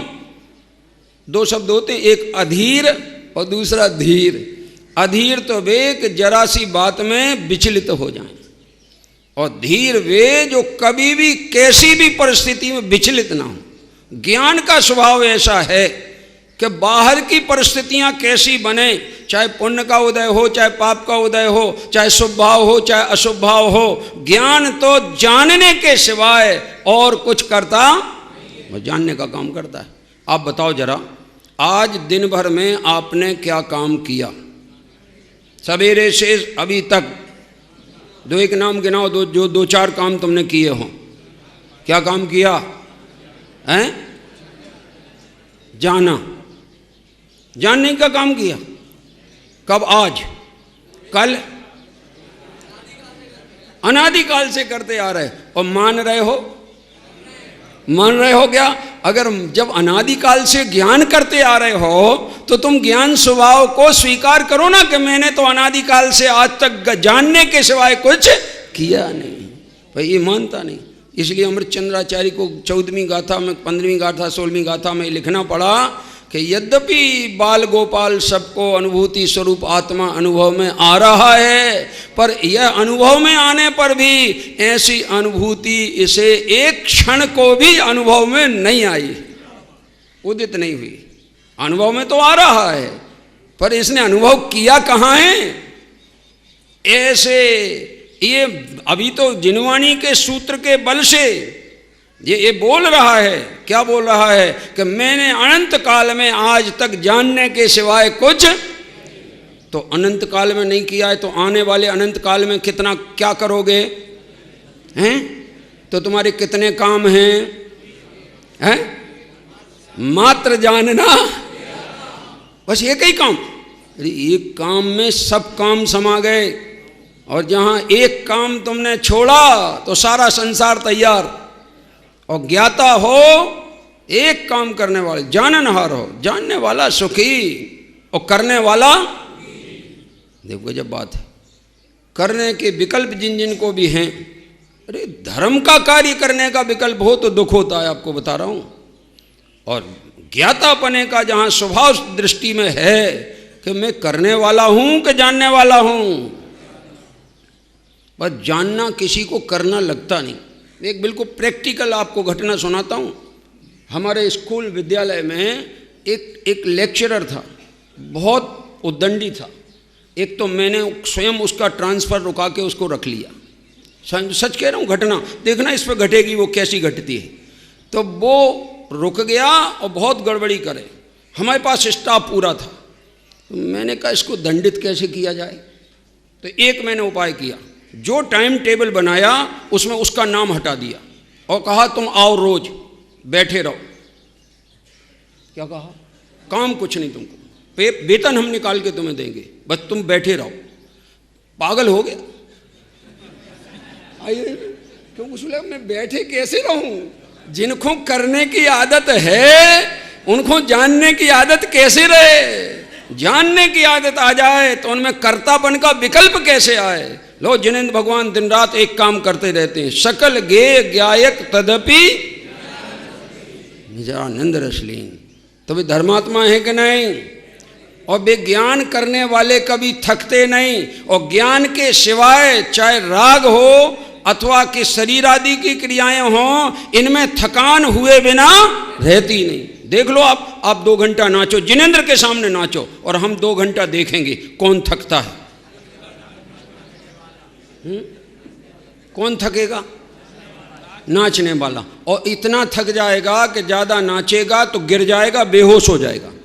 क्योंकि चाहे शुभ राग का नाचना हो, अशुभ राग की तो चर्चा यहाँ करना नहीं चाहिए जिनवाणी के सामने, क्योंकि यहाँ तो जो बैठे हैं ये सारा अशुभ राग त्याग करके यहाँ अंदर प्रवेश हुए जिनवाणी के सामने। इसलिए उनके तो अशुभ की तो बात ही क्या करें। अशुभ में नाचने जैसा तो कोई अपात्रता हो नहीं सकती कि जिस ऐसे व्यक्ति को तो कभी तत्व ज्ञान पाने का अवसर भी ना मिल पाए। ये जब तक अशुभ में नाचता रहे, खाने पीने का विकल्प ही करता रहे, वहाँ से हटे ही नहीं, इस बात की कीमत ना करे, इसमें रुचि ना ले, इसे समझे ही नहीं, तो उसके लिए की तो बात यहाँ है नहीं। यहाँ तो बेजो शुभ विकल्पों में भी ज़्यादा नाच लेते हैं। आ गई समझ में? उन्हें ये शुद्धात्मा पकड़ने में प्रमाद आता है। ये बात टोडरमल जी साहब ने मोक्ष मार्ग प्रकाशक के 9वें अध्याय में लिखी है कि इस अवसर पर भी यदि तू मंद कषाय रूप परिवर्तन करेगा अथवा व्यवहार धर्म कार्यों में परिवर्तन करेगा, परंतु तत्व निर्णय में परिवर्तन नहीं करेगा, तो अवसर चला जाएगा, निगोदादि परिभ्रमण ही होगा। ये लिखा है। क्या कह रहे? ये लिखा है पंडित जी साहब ने 9वें अधिकार में, टोडरमल जी साहब ने। इसलिए मैं जो वजन देता हूँ इस बात पे कि थोड़ा सा बहिर्वृत्ति वाले कार्यों में तो कमी आना चाहिए। क्या कह रहे? और ये तत्व निर्णय के कार्य में समय ज़्यादा मिलना चाहिए, ज़्यादा से ज़्यादा तत्व का। अरे जब मैं तो सोनगढ़ गया जब सन 1969 में, तो मैं कहूँ कि इधर तो धंधा ही एक है, एक ही धंधा। खाने जाओ तो तत्व चर्चा, घूमने जाओ तो तत्व चर्चा। मैं आपको क्या बताऊं, ऐसी कोई क्रिया नहीं थी जिसमें तत्व चर्चा के सिवाय दूसरी बात हो। बल्कि नींद भी आती थी तो तत्व चर्चा करते करते नींद आ जाती थी। ऐसा वहाँ का जीवन था। ठीक 4 बजे 4:30 बजे से उठ जाना और 10 बजे तक 10:30 बजे तक तत्व चर्चा चलती थी। मैं कहा गजब है ये नगरी, एक ही धंधा। और दूसरे लोग ऊब जाते, तो तुम क्या सुने थे आके बार बार 5 साल बाद। 5 साल पहले भी तो यही तुमने सुनाया था ना कि आत्मा पर का करता नहीं है, और सिद्धों में और संसारी आत्मा में कोई भेद नहीं, और अब फिर वही सुनाओगे। तो हम करें क्या? जो स्वभाव है वो अगर कभी बदल जाए तो हम बदल के सुनाएं। जब वो बदलता ही नहीं है तो हम क्या करें? हाँ, हम तो जैसा है वैसा ही बता सकेंगे, अन्यथा बताएं तो हम ठग हैं। जिनवाणी के हम कोई अनुयायी थोड़े ही हैं। अनुयायी तो वे जो बिल्कुल उसमें कोई हीनाधिक ना करें। जैसा जिनवाणी में बताया है वैसा बताओ। और मेरा तो ये सलाह है सभी प्रवचनकारों को कि गद्दी पे बैठो तो अपनी तरफ से शुरू मत करो कुछ भी। यहां क्या लिखा है वो गाथा पढ़ो पहले, गाथा में अर्थ क्या लिखा वो पढ़ो पहले, फिर उसके अर्थ को तुम अपनी योग्यता से प्रस्तुत करो। ऐसा में अन्यथा जिनवाणी विराजमान करने के बाद अपनी तरफ से शुरू कर देता है तो ये अपमान है जिनवाणी का। है विराजमान कर लिया, बुला लिया और कहे तुम मौन रहना, कुछ नहीं बोलना। ऐसा में क्या है? इसलिए यहाँ पर जो लिखा वो पढ़ के देखो। दादाजी ने एक एक शब्द पढ़ा, भी गाथा का एक एक शब्द का अर्थ किया, और एक एक शब्द के अर्थ में वो मर्म निकाल के सामने रखा, अपनी तबीयत आनंदित हो गई और वस्तु का मूल स्वरूप सामने आया। तो वो दादाजी की बात नहीं रह गई, वो बात अमृत चंद्राचार्य की, पद्म प्रमलधारी देव की, कुंद कुंदाचार्य की, अरे सुरत केवली की और केवली भगवान की, गणधर भगवान की, इनकी वो बात कहलाएगी और वो वस्तु स्वरूप वैसा ही है। अभी भैया ने एक प्रश्न पूछा था ना आपने सबसे कि जो केवल ज्ञानी ने देखा जाना वस्तु का स्वरूप के क्रमबद्ध परिणमन होता है, तो वस्तुओं का परिणमन तो केवल ज्ञान के अधीन हो गया कि नहीं हो गया? ये गजब बात है। केवल ज्ञान के अधीन न तो वस्तुओं का परिणमन हुआ और न केवल ज्ञान इन ज्ञेयों के अधीन हुआ। केवल ज्ञान में रहा, वस्तुएं वस्तुओं में रही। ज्ञेयों का धर्म है ज्ञान में झलकना और ज्ञान का धर्म है ज्ञेयों को झलकाना। सब अपने अपने धर्म में रहे हैं, कोई किसी के स्वभाव में गए ही नहीं, आज तक प्रवेश पाया ही नहीं, प्रवेश पा सकते नहीं। 6 द्रव्य अनादिकाल से मौजूद हैं पर अपने अपने स्वभाव में केली कर रहे हैं। और हम कौन हैं? जीव द्रव्य। कौन है? ज्ञायक हैं। तो यहाँ जो शिविर लगा है वो कौन सी केली वाला शिविर है? निजात्म केली। तो यहाँ चर्चा भी किसकी चलेगी? कल रात में एक रूपक दिखाया गया था चतुर्गतियों के दुखों का और बाहर के जो संयोगों में एकत्व बुद्धि का और उस रूपक का सार फिर ये बताया कि वाह, गुरुदेव ने जो तत्व बताया है शुद्धात्मा, वो ही सर्वोत्कृष्ट है, वो ही मैं हूँ। और ये जो मैंने इन संयोगों में एकत्व बुद्धि, ममत्व बुद्धि, कर्ता बुद्धि की है, ये मेरा भ्रम था। भ्रम टूटा, भ्रम छूटा, ज्ञान जागा। ज्ञान जागा तो सारे कष्ट भागे, सब कष्ट मिट जाते हैं। इसलिए कर्ता कर्म की बुद्धि मिटाना ये बहुत जरूरी। तो यहाँ क्या लिखा, ज्ञान ज्योति स्फुरति परमोदात्म अत्यंत धीरम। वो ज्ञान ज्योति कैसी है, साक्षात कुर्वन, साक्षात करती हुई, प्रत्यक्ष जानती हुई। क्या जानती है, निरुपदी, स्वयं आश्वासित होकर के जानती है, पर के सहयोग से नहीं जानती ज्ञान ज्योति। ज्ञान ज्योति अपने ज्ञान स्वभाव से जानती है, निरुपदी, पर की उपाधि की उसे जरूरत नहीं है, पर के सहयोग की उसे जरूरत नहीं है। और कैसा जानती है, पृथक द्रव्य निर्भासी विश्वम, सारे विश्व के प्रत्येक द्रव्य को पृथक पृथक जानती है, जो जैसा है वैसा जानती है। आत्मा को सर्वद्रव्यों से पृथक देखती है और सर्वद्रव्यों को आत्मा से पृथक देखती है, और सर्वद्रव्यों को भी देखती है और आत्मा को भी देखती है। क्या कह रहे दादाजी, एक बहुत सच्ची घटना अभी सवेरे की बता दूंगा, बहुत गजब, आश्चर्य होगा आपको घटना सुनने में। जैसे ज्ञान में सुपर प्रकाशक बना है ना, तो मैं एक चर्चा कर रहा था, किसी भाई का वो सूटकेस गुम गया था, तो उसकी मैं चर्चा कर रहा था। तो वहीं मेरा बच्ची का लड़का 4 साल का, अभी 4th साल में है ना, फर्स्ट क्लास में गया है, 4 या 5 का, वो लड़के के सामने वो चर्चा चल रही थी कि भाई ये ऐसी गलती नहीं करना चाहिए कि तुम अपना सामान को देखना है तो देख नहीं सकते, गिनती नहीं करते हो, चोरी चला गया। तो किसी ने कहा था, जो जिन बहन को कहा गया कि भाई तुमने क्यों नहीं देखा, तो मैं लड़के को देखती कि सामान को देखती, ये प्रश्न। तो लड़के ने क्या जवाब दिया, वो बहुत गजब बात है। वो बोला, नाना जी 2 आंखें हैं। और बिल्कुल यही बोला, सच कह रहा हूं। उनको एक आंख से लड़के को देखना था और एक आंख से, सच कह रहा हूं, अभी सवेरे की बात है। मुझे बहुत आश्चर्य हुआ। अब उसको तो क्या ज्ञान, मगर आंखें तो 2 हैं और दोनों ही देखती हैं। तो ऐसे इसको देखना था, इसको इसके देखना था। अरे केवल ज्ञान की नेत्र तो ऐसा है कि युगपत सबको देखता है, उसमें कोई आगे पीछे उपयोग को चलायमान करने की भी जरूरत नहीं, किसी के सहयोग की भी जरूरत नहीं, और किसी को ना देखे ऐसा हो सकता नहीं, सर्व को देखे बिना रह सकता नहीं। सकल द्रव्य के गुण अनंत पर्याय अनंता, जाने एक ही काल प्रगट। एक काल में प्रगट जानते हैं, स्व को भी जानते हैं और पर को भी जानते हैं, क्योंकि आत्मा का स्वभाव स्वपर प्रकाशक है। स्वभाव है वह तर्क के योग्य नहीं है, स्वभाव में तर्क चलता नहीं है। तर्क चलाते हो तो स्वभाव का घात होता है। क्या ही ख्याल में, आत्मा ज्ञानमय है। आत्मा क्यों है, स्वभाव क्यों है, स्वभाव क्यों है। अग्नि उष्ण है, क्यों है, उसका स्वभाव है, क्यों है। अरे ज़्यादा क्यों क्यों मत करो, नहीं तो फिर वो कहानी शुरू करना पड़ेगी। दादा आपने मालूम वो कहानी कहाँ की सुनाई है।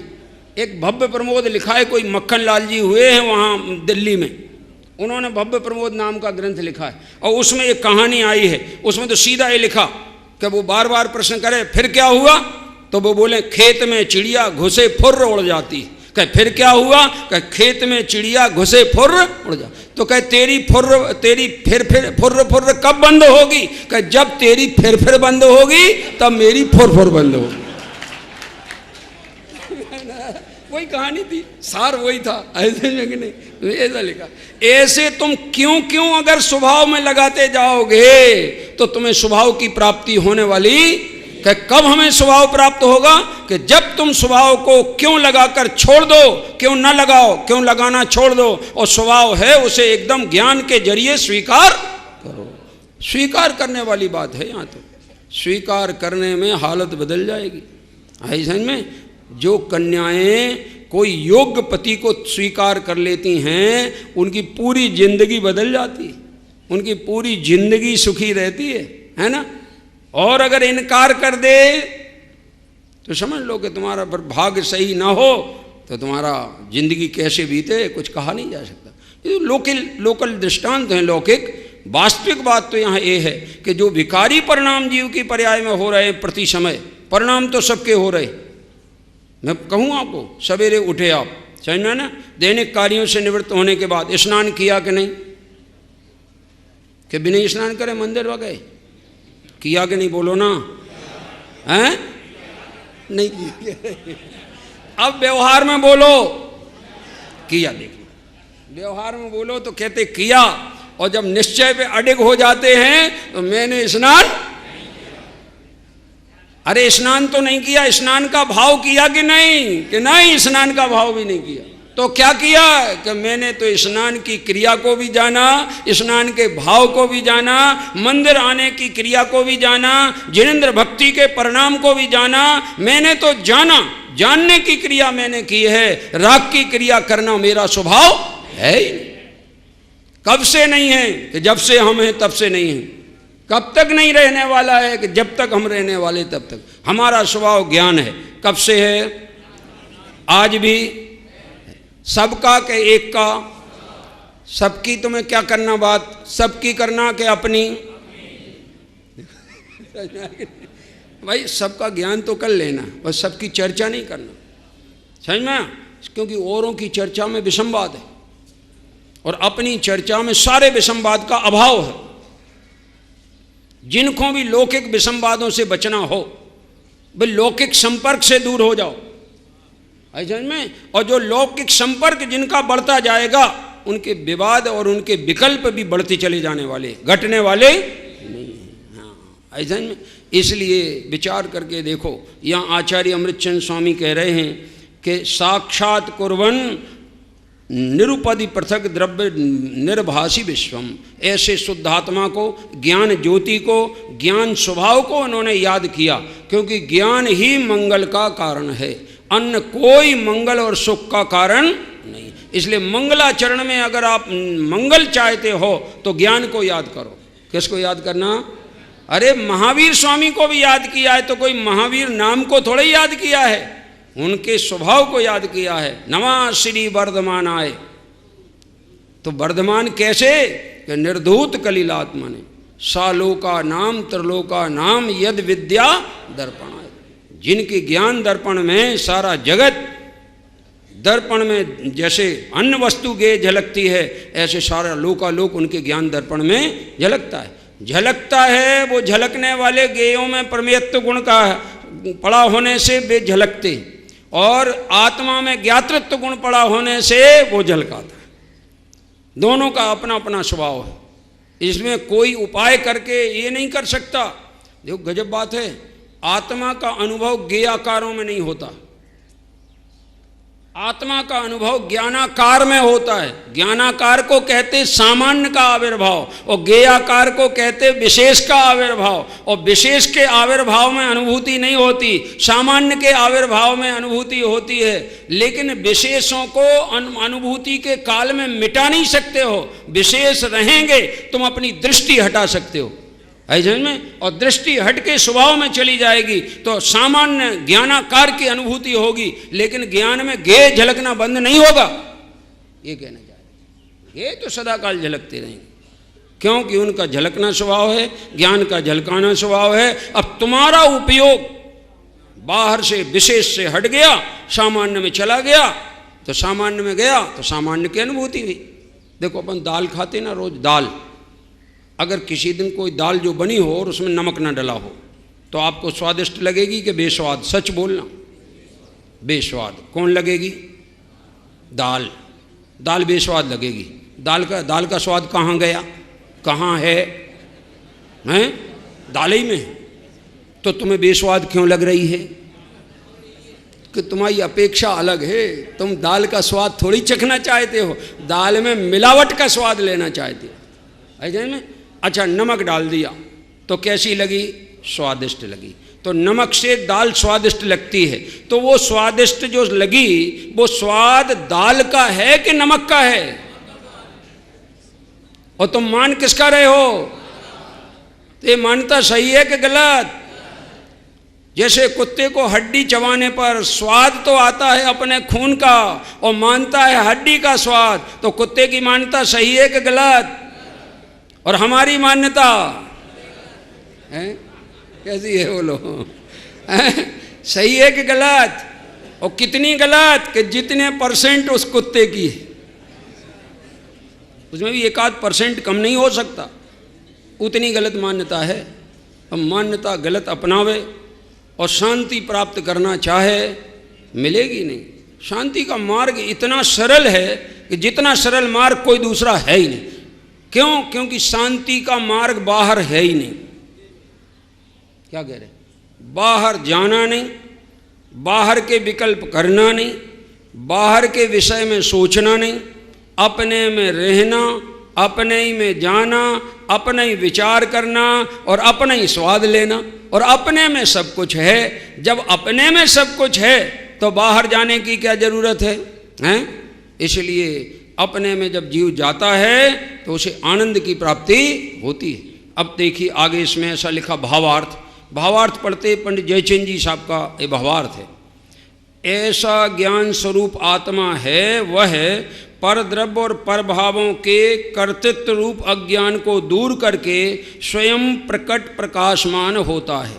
अब जब यह जीव आश्रव के और आत्मा के विशेष को जाने, जब तक न जाने तब तक वो अज्ञानी रहता है। पर्याय में अज्ञान कब तक रहेगा?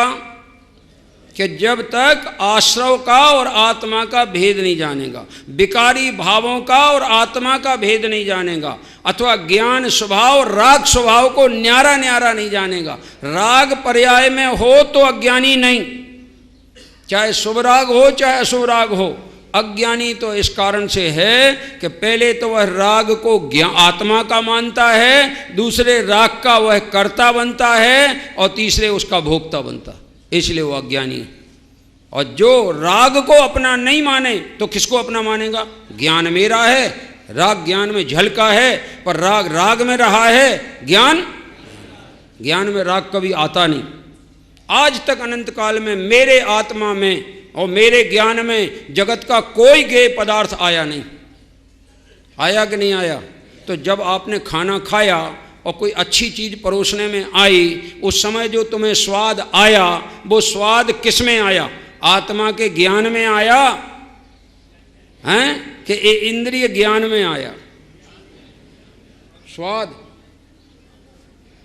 रसगुल्ला खाया, भूख भी लगी थी और रसगुल्ला ताज़ा मिला तो बोलो मज़ा आएगा कि नहीं?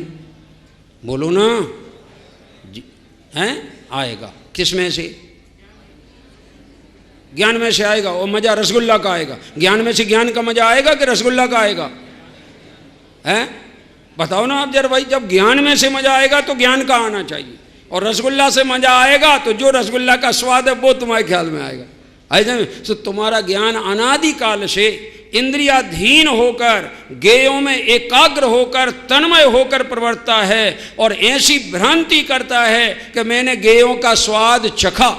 वास्तव में ये उसकी भ्रांति है। अगर उसको गेयों से, राग से भिन्नता का ज्ञान हो जाए तो तुरंत उसका उपयोग उन गेयों से हट जाए, उस राग से हट जाए, उन इंद्रियों से हट जाए और स्वभाव में आए, सो स्वभाव का अनुभव हुए बिना न रहे। तो बाहर का जो अनुभव है वो आकुलतामय है और इंद्रिय रूप है, और अंदर का जो अनुभव है वो निराकुलतामय है और अतीन्द्रिय रूप है। और अतीन्द्रिय अनुभव की तुलना जगत के बाहर के किसी गेय से संभव। चक्रवर्ती का सुख, आत्मिक सुख के सामने कोई चीज ही नहीं। एक तो सुख है ही नहीं। क्या कह रहे? ऐसा लिखा छेड़ालाकार ने। तो जब हमारे मुनिराज जंगल में बैठकर आत्म ध्यान करते हैं तो वो क्या करते हैं? यों चिंत निज में थिर भये तिन अकथ जो आनंद लहो, सो इंद्र नाग नरेंद्र वा अहिमिंद्र के नाही कहो। मुझे तो आश्चर्य होता है, जगत जनों को मुनिराज पे दया आती। जगत जन देखो बेचारे, बहुत गजब बात है। वे हैं बेचारे कि तुम हो बेचारे? मुनिराज को जगतजनों पे दया आती और इनको मुनिराज पे दया आती। मुनिराज बेचारे कैसी ठंडी में रहते, मुनिराज को ठंडी लगता ही नहीं, वे तो ठंडी प्रूफ हैं क्योंकि वे गायक में रहते हैं, ठंडी में नहीं रहते हैं। क्या कह रहे हैं? और जो गायक में रहेगा उसको गायक का आनंद आएगा कि ठंडी गर्मी का आनंद आएगा? हैं? गजकुमार मुनिराज के ऊपर सिगड़ी जलाई गई थी तो गजकुमार मुनिराज जल रहे थे कि नहीं, कि आनंद में थे? सिगड़ी तो जल रही थी और जलाने वाला भी जल रहा था और शरीर भी जल रहा था, लेकिन यशोधर मुनिराज तो सुरक्षित थे। काय में सुरक्षित थे? क्योंकि देह में एकत्व बुद्धि नहीं थी, पर गेयों में इष्टनिष्ठ बुद्धि नहीं थी और स्वभाव में वो बुद्धि लगी हुई थी। तो अनुभव काय का करें? स्वभाव का करें। तो उनको तो वेदन निराकुल आनंद का आ रहा था, उनके लिए वेदन बाहर के संयोग का नहीं आ रहा था। अगर हमें सुखी होना है, हमें कर्तृत्व का बोझ उतारना है, निर्भर होना है, तो ये सिद्धांत हमारे समझ में आना चाहिए। कर्ता बुद्धि मिटना चाहिए। कर्ता बुद्धि मिटे बिना आप आत्म कल्याण की तरफ बढ़ नहीं सकते। और जब तक तुम्हारे सिर पे ये सवार रहेगा भूत कि मैं इसका करता हूँ, मैं ना करूँ तो कौन करेगा, भ्रांति में मत रहो। जगत में लाखों कर्ता बुद्धि से आने वाले जीव आए और चले गए, जगत तो चल रहा है और चलेगा, कोई के चलाने से नहीं चल रहा है क्योंकि होता स्वयं मैं जग का करता। दूर हटो प्रकृत परिणाम, ज्ञायक भाव हूँ स्वतंत्र निश्चल निष्काम, ज्ञाता दृष्टा। ऐसा मार्ग है, अलौकिक मार्ग, ये बहुत मुश्किल से मिला है। और ये शिखर जी जैसा क्षेत्र, उत्कृष्ट क्षेत्र, जहाँ अपने अकर्ता स्वभाव का आश्रय लेकर अनंत मुनिराज सिद्धालय में विराजमान हैं, समश्रेणी में यहाँ विराजमान हैं, वो देख रहे हैं कि यहाँ भी बहुत से सिद्ध विराजमान हैं, स्वभाव से सिद्ध विराजमान हैं, पर्याय में कहो तो भावी सिद्ध हैं। समझ में आएगी नहीं? मगर एक बात पूछूं आपसे कि आप सिद्ध हो तो जब जाना तब पता लगा कि पहले से पता था? पहले से पता होता तो तुम ज्ञानी ही होते। जब जाना सो पता चला। तो अब जाना आपने कि मैं तो सिद्ध हूं, पर भले जाना अब हो, पर ये जाना कि मैं अभी सिद्ध हूं ऐसा नहीं है, मैं तो सदा काल सिद्ध हूं। सिद्ध स्वरूप सदा पद मेरो, शुद्ध ज्ञान चेतना सिंधु हमारो, ऐसा ही अपना कर्ता बुद्धि मिटाने वाला कर्ता कर्म अधिकार है। अब इसकी गाथाएं अपनी कल चलेंगी, जो 69-70 नंबर की गाथा आएगी और उसके विषय में अपन विचार करेंगे। अभी यहीं विराम लेते हैं।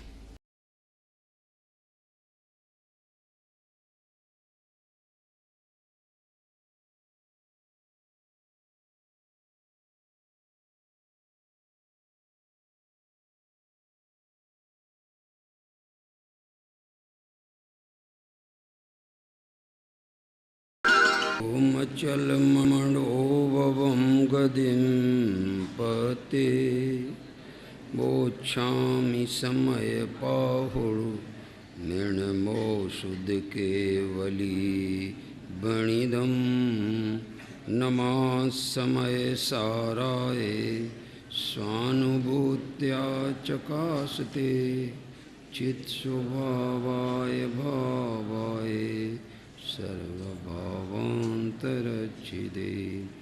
प्रगटे निज अनुभव करे, सत्ता चेतन रूप, सब ज्ञाता लखी के नमो, समय सार सब भूप, निज स्वरूप को परम रस, जा में भरो अपार, वन्नो परमानंदमय, समय सारे अविकार, अनंत धर्मणास्तत्वं पश्यन्ति प्रत्यगात्मनः, अनेकांतमयी मूर्ति नित्यमेव प्रकाशताम्। ये समय सार जी परमागम ग्रंथ है भगवत कुंद कुंदाचार्य देव द्वारा रचित, इसका अपन कर्ता कर्म अधिकार ले रहे हैं। कल जो अपन ने चर्चा की थी उसमें ज्ञान ज्योति आत्मा का स्वरूप बताया था, उसको स्मरण किया था, उसका मंगलाचरण किया था। और ज्ञान ज्योति ऐसी है कि जो जीव के अनादिकाल का अज्ञान चल रहा है कर्ता कर्म का, वो अज्ञान को वो ज्ञान ज्योति समन करती है। उस अज्ञान को और कोई समन करने में समर्थ नहीं। यूँ कहना चाहिए कि तुम्हारी जिस क्रिया से ज्ञान ज्योति जागृत हो जाए, बस वो ही क्रिया तो धर्म की है, बाकी कोई भी क्रिया धर्म की नहीं। क्या कह रहे हैं? एक क्रिया के आधार से धर्म की भ्रांति नहीं निकाल देना बिल्कुल। आज तक क्रिया के आधार से धर्म हुआ ही नहीं। धर्म तो धर्मी के आधार से होता है। धर्मी आत्मा है और धर्म उस आत्मा का धर्म ज्ञान है, और ज्ञान में कर्तापना नहीं है, ज्ञान में तो ज्ञातापना है। और जो ज्ञान अपने ज्ञान स्वभाव से